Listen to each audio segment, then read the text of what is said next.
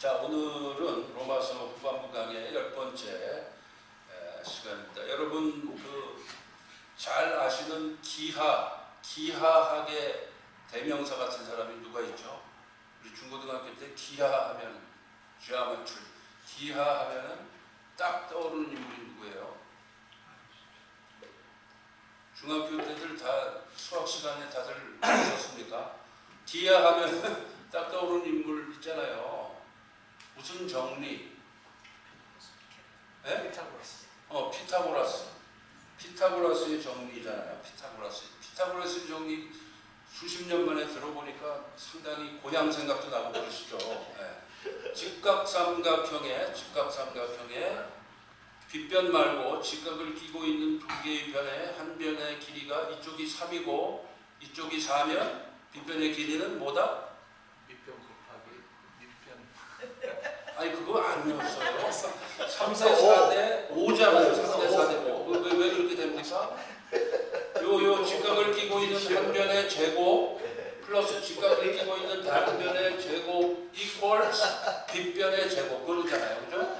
3의 제곱은 9고 4의 제곱은 16이고 합하면은 25, 5의 제곱. 그게 피타고라스가 발견한 거잖아요.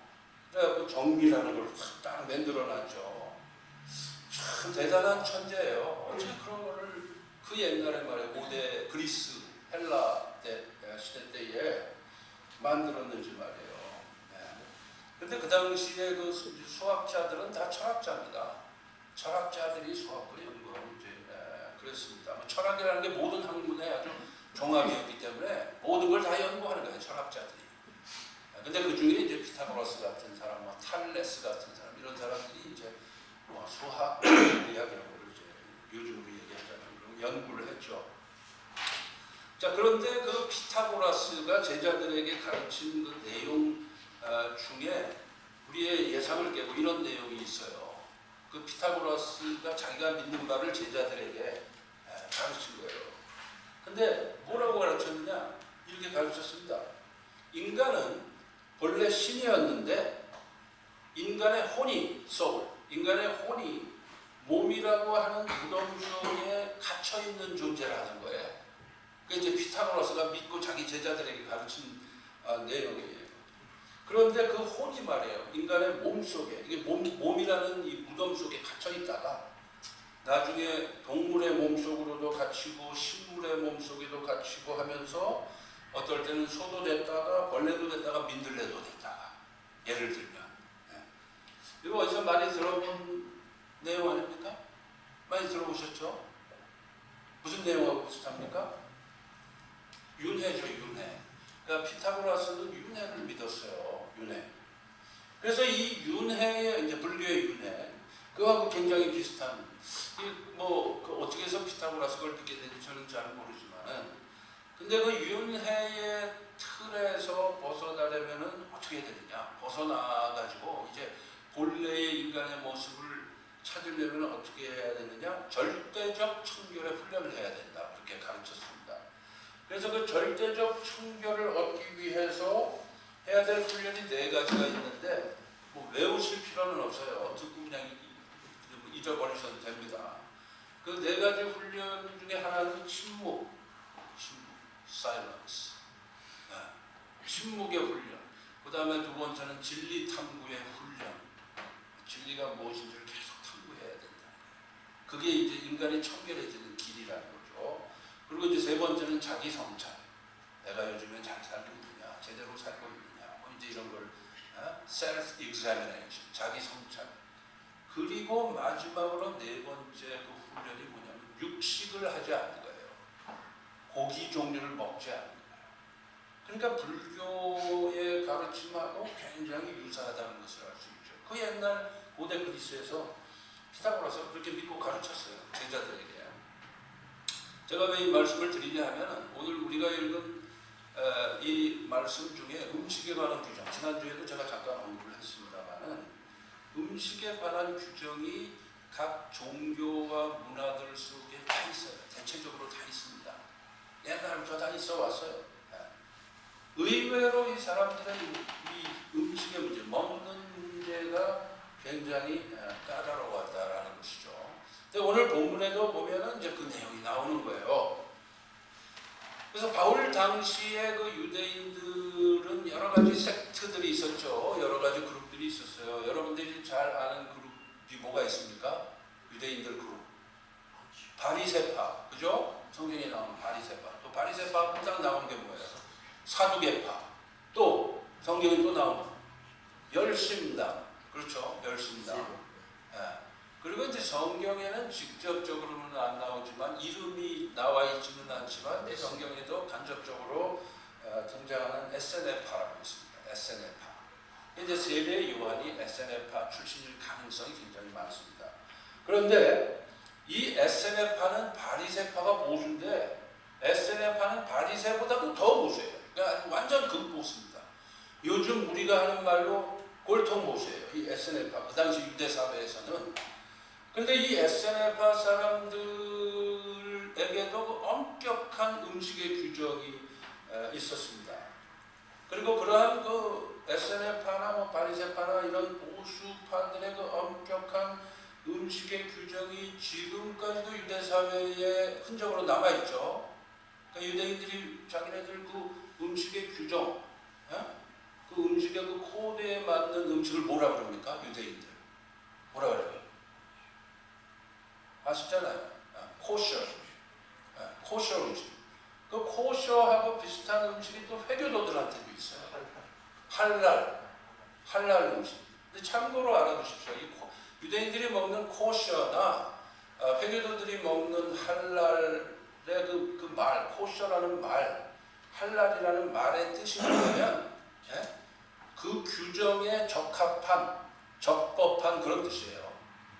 규정에 맞는 그런 뜻입니다. 코셔라는 말의 뜻이 그거예요. 할랄도 마찬가지고.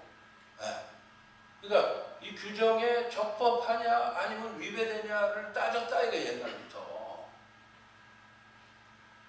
그러니까 오늘 본문에 바로 그 내용 때문에 바울이 지금 말씀을 하고 있는 거예요. 그 에세네파 사람들에게 에세네파 얘기로 다시 돌아가면은 엄격한 음식 규정이 있었는데 이 사람들이 정기적으로 자기네 그 커뮤니티가 요즘으로 좀 교회죠. 모여가지고 함께 정기적으로 만찬을 합니다.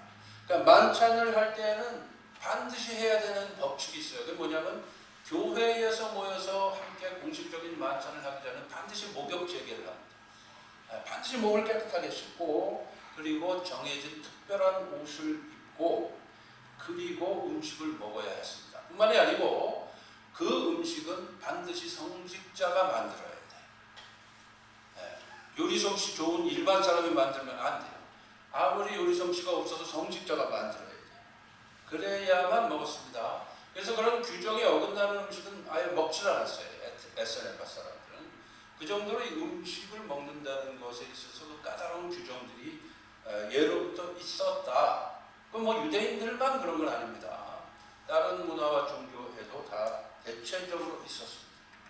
자, 그런데 이 문제는 이런 생활을 철저하게 하던 사람들이나 아니면 철저하게는 아니래도 그 문화 속에 그 문화가 몸에 배어 있었던 전통이 몸에 배어 있었던 사람들에게는 예수를 믿어도 이슈가 되는 거예요.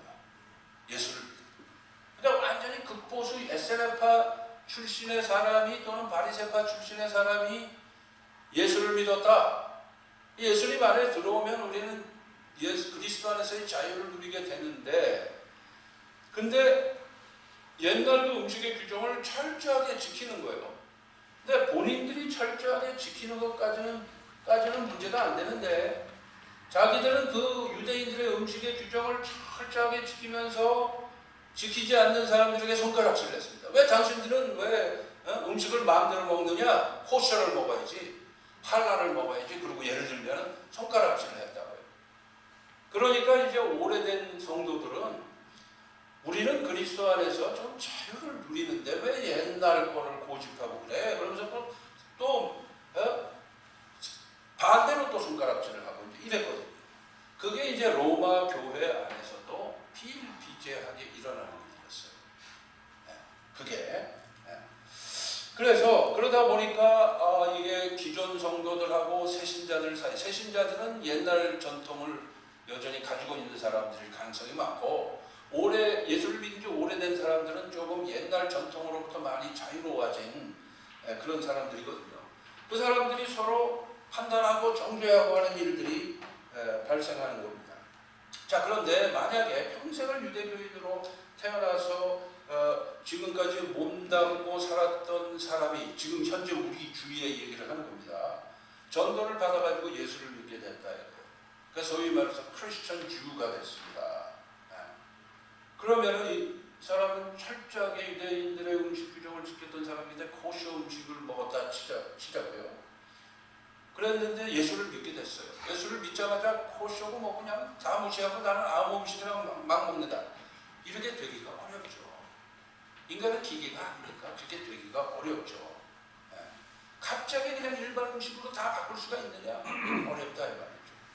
그걸 우리가 이해를 할 수 있어야 된다는 거예요. 지금 이 바울의 말씀은.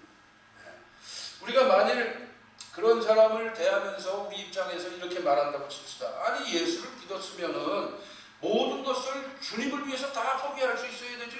아니 그런 음식 하나 포기를 못합니까? 이렇게 하면 안 된다는 거예요. 그건 함부로 판단하고 함부로 정죄하는 것이다. 인간은 연약한 분이시거든요. 그럴 때 그렇게 말을 해서 상대방에게 상처를 주지 말라는 거예요. 바울의 가르침은. 자, 2, 3절을 제가 다시 읽습니다. 어떤 사람은 모든 것을 먹을 만한 믿음이 있고, 이제 대개는 성숙한 신앙인이죠. 모든 것을, 심지어 뭐 우상의 제단에 바쳐진 재물도 먹을 수 있는 거예요. 먹을 수 있는 거예요.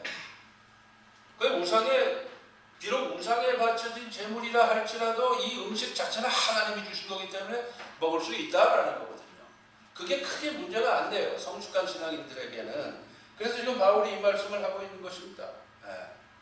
어떤 사람은 모든 것을 먹을 만한 믿음이 있고 믿음이 연약한 자는 채소만 먹느니라. 믿음이 연약한 사람은 옛날에 고기를 안 먹었기 때문에 채소만 먹는다 이거예요. 유대인의 것 까다로운 음식 규정 때문에 고기를 안 먹었었다 이거예요. 요즘 안식교인들처럼. 그래서 채소만 먹는다. 그거 보고 왜 너는 그래 그러고 손가락질 하지 말라는 거예요.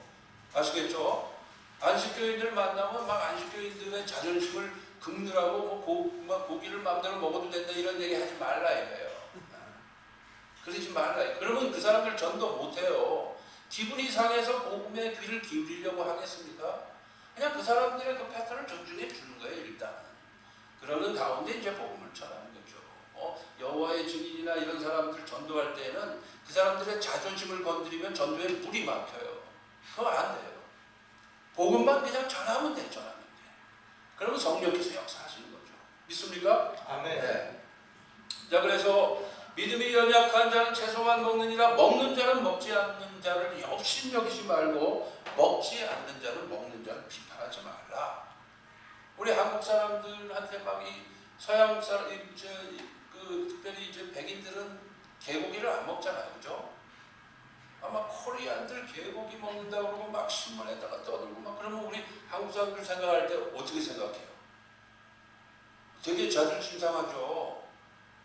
그러면 개고기 먹는 거하고 소고기 먹는 거하고 뭔 차이가 있냐? 똑같은 짐승인데 우린 또 이렇게 나오잖아요. 그렇죠? 그런 거 가지고 왈가왈부하지 말라는 것이죠.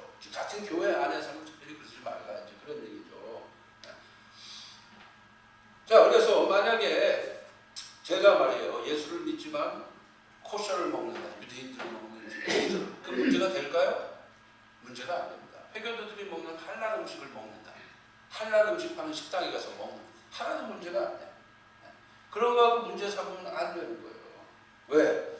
코셔든 할랄이든 그 전에 이미 하나님께서 우리에게 주신 음식이다라는 것이 중요한 것이죠.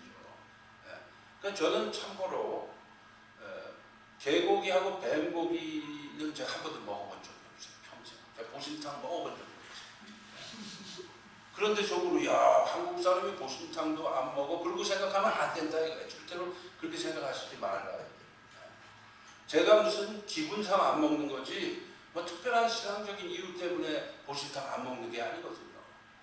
나중에 또 먹을지도 몰라요. 근데 안 먹을 가능성이 커요. 그러니까 저한테 보신탕 사주려고 하지 마시라고, 한국에서 혹시 만나고. 네. 그렇게 따지는 것 자체가, 그렇게 하지 말라는 게 오늘 본문의 가르침이에요. 그 따지다 보면은 상대방을 비판하거나 비방하게 되고, 그러다 보면 상대방에게 상처를 주고 인간관계에 불화가 생긴다. 그걸 하지 말라는.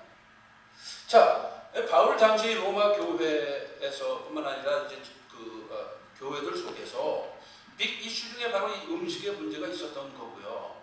근데 음식의 이슈뿐만이 아니고 안식일의 이슈도 또 있었습니다. 그래서 오늘 이 말씀 속에 안식일의 이슈도 다시 제기가 된 거예요. 어떤 사람들은 안식일이 특별히 더 거룩한 날이다, 다른 날보다 특별히 더 거룩한 날이다, 그렇게 확실하게 믿고 안식일을 철저하게 지키려고 했어요. 그러다 보니까 안식일은 철저하게 지키는데 안식일이 아닌 날은 상대적으로 대충 살게 됐어요. 그러니까 안식일을 철저하게 지키는 게 좋은 건데 결과적으로는 다른 날을 대충 살다 보니까 문제가 또 될 수 있는 거죠. 뭐 다른 날은 뭐 하나님이 주신 날이 아니냐, 이런 질문이 생기게 되기 때문에 그런 것입니다. 네. 그러나 평소에 대충 살다가 안식일만 거룩하게 사는 것이 신앙적인 것이냐? 아니다. 그렇죠? 그래서 당시에도 성숙한 신앙인들은 모든 날이 다 하나님께서 우리에게 주신 날이니까 모든 날이 다 중요하다. 그리고 모든 날이 다 중요하기 때문에 모든 날을 소중히 여기면서 살아야 된다. 맞습니까? 틀립니까? 맞아요? 틀려요? 월요일부터 주일까지 다 하나님이 주신 날이다. 맞습니까? 틀립니까? 맞죠? 그러니까 모든 날은 다 소중한 날이다. 맞습니까? 틀립니까? 맞죠?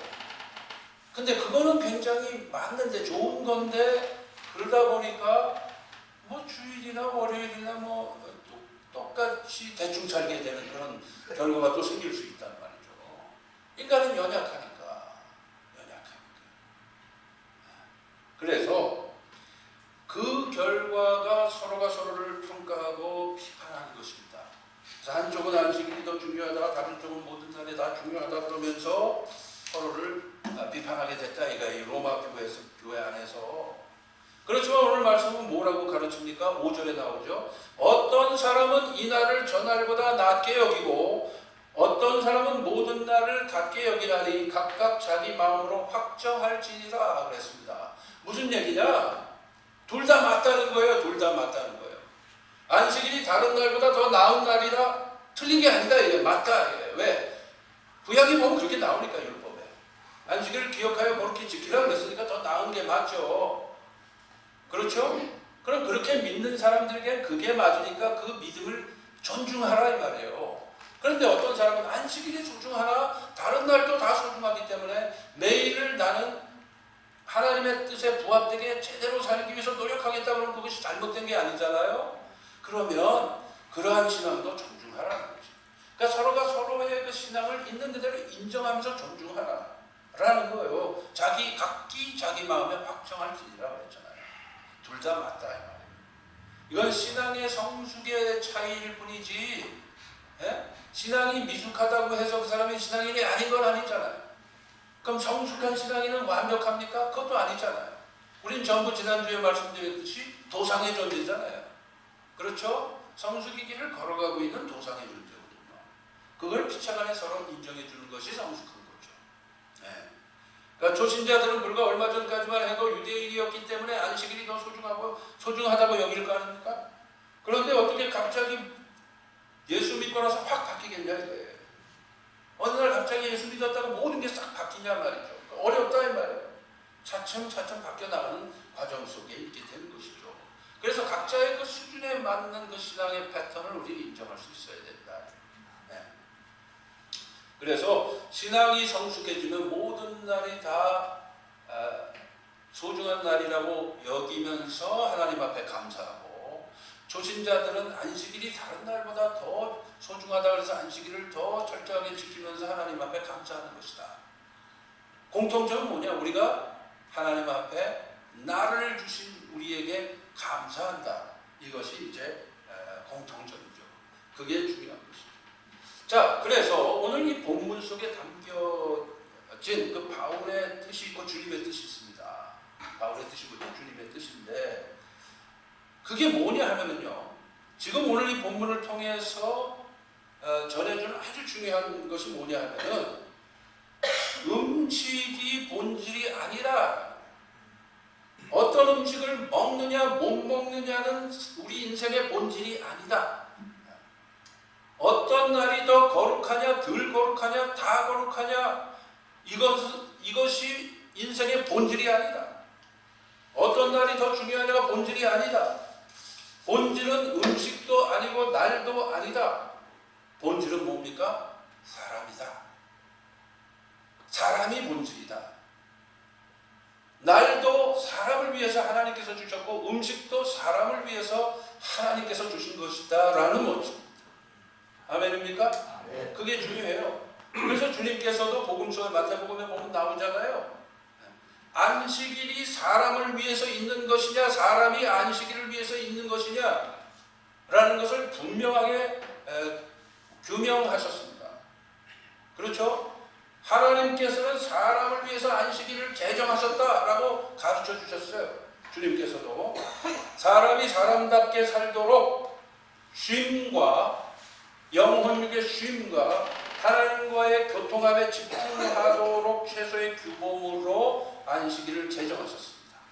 그러니까 매일 우리가 하나님과 교통하고 하나님께 집중하는 삶을 살 수 있으면 그건 성숙한 삶이지만은 최소 일주일에 하루만큼은 안식일에 하나님께 집중하고 좀 더 하나님의 말씀을 더욱 묵상하는 날로 삼으라. 그러니까 안식일을 기억하여 거룩히 지키다가 무슨 수준 높은 게 아니라 말이죠. 최소 그 정도는 살아라라고 주신 규범이거든요. 안식일 규범. 네. 그렇기 때문에 사람이 안식일보다 더 중요하다. 이걸 기억하셔야 됩니다. 사람이 없는데 무슨 안식이 필요하지 않죠. 사람이 있어야 안식일도 필요한 거죠. 그러니까 사람을 위해서 안식일을 하나님께서 제정해 주신 거거든요. 그래서 주님께서 그 마태복음에서도 말씀하셨잖아요. 인자가 안식일의 주인이니라 했거든요. 인자가 안식일의 주인이니라. 무슨 뜻이냐? 사람이신 주님, 인자이신 주님, 인간의 대표자로 오신 주님, 하나님이시지만 사람을 구원하시기 위해서 사람으로 오신 주님, 사람을 위해서 대신 사람으로서 죽어주시기 위해서 하나님이심에도 불구하고 오신 예수 그리스도. 그분이 말씀하시기를 안식일의 주인이 인자다. 인자. 무슨 얘기냐? 사람을 위해서 안식일이 존재한다라는 걸 그렇게 표현하신 거거든요. 그래서 여러분이 잘 아시는 이유하잖아요. 손이 마른 자가 병든 사람입니다. 그 손 마른 자를 주님께서 안식일날 고쳐주셨어요. 안식일날 고쳐주셨더니 바리새인들이 예수님한테 시비를 걸었습니다. 왜 안식일날 손을 고치느냐? 그건 뭐예요? 바리새인들에게는 안식일이 더 중요한 거잖아요. 사람보다 안식일이 더 중요한 거예요. 그러나 예수님에게는 안식일보다 사람이 더 중요해요. 그래서 안식일날 손 마른 자의 손을 고쳐주셔서 그 손 마른 자가 손이 정상이 돼가지고 안식을 하게 됐단 말이죠. 그럼 안식일날 안식하는 것이 맞습니까? 안식일날 안식 못하는 것이 맞습니까? 안식일날 안식을 해야 되잖아. 그런데 예수님께서 손 마른 자의 손을 고쳐주심으로 그 손 마른 자가 안식할 수 있게 해주셨으니까 그 안식일이 안식일다운 날이 된 거잖아요. 그렇죠? 그렇게 하시면 하신 말씀이 바로 그거예요. 인자가 안식일의 주인이다. 그렇게 말씀하십니다. 그래서 사람을 두고 하나님이 사랑하셔서 이 피조물들 중에 가장 소중한 존재로 하나님의 자녀로 만드신 그 사람을 두고 날이 더 중요하냐 음식이 더 중요하냐 따지는 것 자체가 문제라는 거예요. 그러니까 그걸 통해서 사람에게 상처를 주는 것이 문제라는 거예요. 그게 뭐예요? 본말전도예요. 본말전도. 몸통하고 꼬리가 뒤바뀐 거예요. 본말전도. 개가 꼬리를 흔들면 정상인데 꼬리가 개를 흔들면 아주 크게 문제가 돼요. 영어에도 그런 표현이 있잖아요. The tail wags the dog 이런 표현이 있어요. 꼬리가 개를 흔든다. 한번 상상을 해보세요. 꼬리가 개를 흔든 이거는 정말 천지개벽할 일이잖아요. 그게 이제 본말 정도. 음식의 문제도 마찬가지다. 음식이 사람을 위해서 있죠. 사람의 음식을 위해서 있는 게 아니죠. 사람 나고 음식 났지 음식 나고 사람 났냐? 그런 말은 없지만 돈 나고 사람 났냐? 사람 나고 돈 났냐? 사람 나고 돈 났다. 그거잖아요. 그래서 3절 끝에 보면 바울은 이렇게 말씀하고 있습니다. 이는 하나님이 그를 받으셨습니다. 무슨 얘기냐? 하나님이 그를 받으셨는데 왜 너는 그를 못 받느냐? 그런 얘기거든요. 왜 하나님이 그 사람을, 그 초신자를 있는 그대로 용납하셨는데 너는 왜 음식 때문에 그 사람을 용납을 못하느냐? 날 때문에 그 사람을 용납을 못하느냐? 그 말씀이거든요. 즉 먹는 자든 먹지 않는 자든 하나님이 받으신 사람을 우리가 안 받으면 안 된다. 그 말이에요. 하나님이 인정한 사람을 음식 때문에 판단하면 안 된다. 그 말이에요. 그래서 6절에 나를 중히 여기는 자는 주를 위하여 중히 여기고 주를 위하여 중히 여기고 먹는 자도 주를 위하여 먹으니 이는 하나님께 감사하며 먹지 않는 자도 주를 위하여 먹지 아니하며 하나님께 감사하느니라. 그러니까 모든 것의 초점은 주님께 있고 그 주님이 사랑하신 사람에게 있어야지 날에 있는 것이 아니다. 음식에 있는 것이 아니다. 이것입니다. 그래서 우리는 우리에게 소중한 날을 주신 하나님께 감사드리고요. 우리에게 필요한 음식을 주신 하나님께 감사드리는 것이죠. 그것이 우리의 도리라는 것입니다. 그러므로 음식보다 중요한 너라고 하는 사람을, 날보다 중요한 너라고 하는 사람을, 그리고 하나님께서 용납하신 너라고 하는 사람을, 그래서 그를 위하여 예수 그리스도를 십자가에 못 박아 죽이기까지 하신 바로 너라고 하는 사람을 내가 판단하고 정죄하면 안 된다. 나도 그리고 너도 우리 모두가 하나님의 심판대 앞에 서는 피고인들 뿐이라는 거죠. 오늘 말씀 끝에 보면은 피고가 피고를 대상으로 고소를 하고 피고가 피고를 대상으로 판결을 하는 거 봤습니까? 아니라 이래. 아니라. 그래서 10절에서 이렇게 말씀합니다. 네가 어찌하여 네 형제를 비판하느냐? 어찌하여 네 형제를 업신여기느냐? 우리가 다 하나님의 심판대 앞에 서리라. 무슨 얘기냐? 우리는 다 피고인으로 종국적으로 최후의 심판대 앞에 설 수밖에 없는 존재들이다. 피고가 피고를 정죄하고 피고가 피고를 재판합니까? 아니다. 재판장은 오직 하나님 한 분뿐이시다. 그래서 우리는 음식이라는 이 비본질적 문제 때문에, 날이라고 하는 비본질적 문제 때문에 하나님의 창조의 본질이요 결정판인 사람을 업신여기거나 비판할 권리가 우리에게 없다. 우리는 피고인이지 심판자가 아니다. 재판관이 아니다. 라는 것을 반드시 기억해야 되는 것이다. 궁극적으로 우리는 하나님의 심판대 앞에 피고인으로 설 뿐이라는 거예요. 다른 사람들하고 같이 서질 않아요. 근데 그 심판대는 한 사람씩만 씁니다. 거기에는 아주 정적이 흐를 것입니다. 최후의 심판입니다. 인생의 모든 걸 결산하는 심판대입니다. 그게 얼마나 엄중한 순간이에요. 그렇죠? 그런데 그 심판대에 변호인으로 예수 그리스도께서 함께 계신다는 거죠. 그게 은혜라는 거죠. 우리는 그런 존재라는 거지. 예수 그리스도께서 우리를 위해서 하나님의 심판대 앞에 함께 서주신다는 거죠. 그렇게 소중한 존재인 내가 그렇게 소중한 존재인 너를 정죄하면 안 된다는 거죠. 재밌는 얘기를 하나 해드리고 오늘 설교를 마치겠습니다.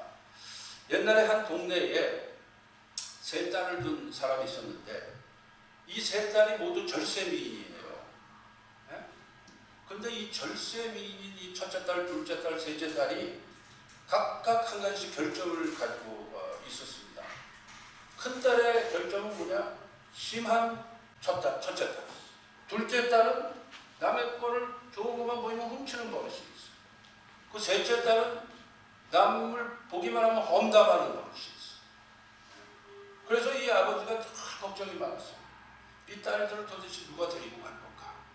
걱정이 많았는데 그런데 어느 날 같은 동네에 사는 아들 삼형제를 둔 한 부자가 있었는데 그 부자가 찾아오더니 당신네 집 세 딸을 전부 우리 집으로 다 시집을 보내라고, 내가 다 며느리를 삼기를 원한다고 청혼을 한 거예요. 그러자 이 세 자매의 아버지가 이게 좋은 소식인데 고민이 되는 거예요. 왜 고민이 될까요? 이 심각한 결정을 그대로 밝히지 않고 시집을 보냈다가 나중에 크게 문제가 되면 어떻게 되냐. 그래서 고민을 하다가 이 부자를 만났어요. 만나가지고 솔직하게 이제 자기 세 딸의 결정들을 쫙 말을 했어요. 그런데 이 부자가 의외의 반응을 보이는 겁니다. 부자가 뭐라 그래요? 그런 거 걱정하지 마세요. 그냥 그 따님 세 분을 다 우리 집에 시집만 보내면 내가 다 책임지고 다 고쳐놓을 테니까 염려하지 마세요. 그래가지고 이제 안심을 하고 이 아버지가 세 딸을 이 삼형제가 있는 집에 이제 그걸 뭐라 겹사돈이죠, 겹사돈. 보냈어요, 이제 시집을. 그랬는데 이제 좀 시간이 지난 다음에 불안하기도 하고 궁금하기도 하잖아요. 그래서 이제 이 세 딸이 사는 그 집으로 이제 사돈 집으로 이제 방문을 하게 된 거예요. 방문을 해서 보니까 이 게으름뱅이 첫째 며느리에게는 그 시아버지가 하녀를 여러 명 고용해서 딱 붙여줘가지고 게으름이 하나도 문제가 안 되게 되더라고요. 그리고 이 둘째 딸에게는 큰 창고에 열쇠를 딱 쥐어주고 네가 갖고 싶은 거 마음대로 꺼내서 써라 그러고 하니까 하나도 문제가, 도벽이 사라져 버렸어. 훔치기도 전에 갖고 싶은 게 너무 많으니까. 그리고 이제 그래서 이제 첫째 딸, 둘째 딸 자기들은 너무 시집가서 행복하다고 이제 아버지한테 그러는 거예요. 그래서 이제 세 번째 딸을 이제 만났는데 이 세 번째 딸이 뭐라 그러냐면 이 세 번째 딸한테는 이 시아버지가 뭐라 그랬냐면 시집 오자마자 매일 이 세 번째 며느리한테 찾아와가지고 야, 너 오늘은 뭐 험담할 거 없냐? 내가 험담할 거 들어줄게. 그러면서 이제 매일 오는 거예요. 그 언젠가는 험담을 하다 보면 험담의 미천이 다 떨어지고 이제 이 버릇도 고쳐지겠지, 이런 작전을 짠 거죠. 그랬는데 이 셋째 딸을 이 아버지가, 친정 아버지가 딱 만나니까 이 세 딸이 자기 친정 아버지한테 뭐라 그러냐면 아버지 글쎄 말이에요, 우리 시아버지가 말이에요, 요즘 부부관계가 어떤지를 매일매일 꼬치꼬치 캐묻는데 아주 귀찮아 죽겠어요. 그러고 얘기를 하는 거예요. 그러자 이 친정아버지는 첫째 딸하고 둘째 딸의 말은 믿었는데 셋째 딸의 말은 안 믿었대요. 왜? 이 셋째 딸은 친정아버지인 자기 앞에서조차 시아버지를 헐뜯고 있었기 때문에. 무슨 얘기냐? 다른 버릇은 쉽게 고쳐질 수가 있는데 남 헐뜯는 버릇이 안 고쳐진다. 비방하는 고치기가 참 어렵다는 비화죠. 누군가 참 기발하게 만들어냈어요, 이 소리를. 자, 말씀을 맺습니다. 얼마 전에 여러분이 아시는 신문에서 보셔서 아시지만 악플에 시달리다가 한 젊은 또 여배우가 목숨을 끊었습니다. 그렇죠? 물론 뭐 그거 하나가 다 결정적이다 그렇게 말할 수 있을지는 모르겠어요. 하나님만 아시겠죠. 그러나 중요한 건 뭐냐? 이 비방이라는 것이 참 무서운 것이다. 사람 목숨보다 더 소중한 건 없잖아요. 그렇죠? 날이 사람 목숨보다 소중하지 않고 음식이 사람 목숨보다 소중하지 않잖아요. 그렇죠? 본질은 사람이니까. 하나님이 창조하신 만물의 영장, 사람의 본질이니까. 탈무드에 나오는 말입니다. 남을 비방하는 것은 살인보다도 위험한 일이다. 살인은 한 사람밖에 죽이지 않지만 비방은 세 사람을 죽인다. 그 세 사람이 누구냐? 비방하는 사람 자신. 비방하는 사람 자신의 인격이 소멸되는 것. 그것을 듣고 있는 사람을 죽이고 그리고 화제가 되는 그 비방의 대상이다. 우리에게는 남을 판단하고 비판할 권리가 없습니다. 그 권리는 오직 재판장이신 하나님 한 분만 가지고 계십니다. 아멘입니까? 네. 우리는 오히려 서로를 이해하고 용납할 책임만 가지고 있습니다. 그것이 성숙의 길로 가는 것이 그것이 바로 복이에요. 믿으십니까? 기도하시겠습니다.